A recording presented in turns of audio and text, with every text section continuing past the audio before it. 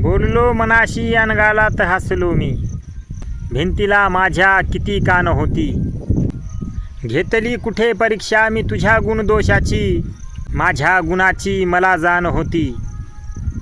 अंदाज नका बांधू पिकल्या पानावरून माझा, जिथे अंकुर फोडला मी ती माळ रान होती. घेतला मी 4 पुस्तकाचा आधार, मग सांगले जगाला ती खोटी विधान होती.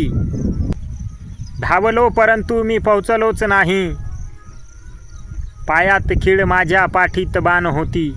ह्या गुलामीची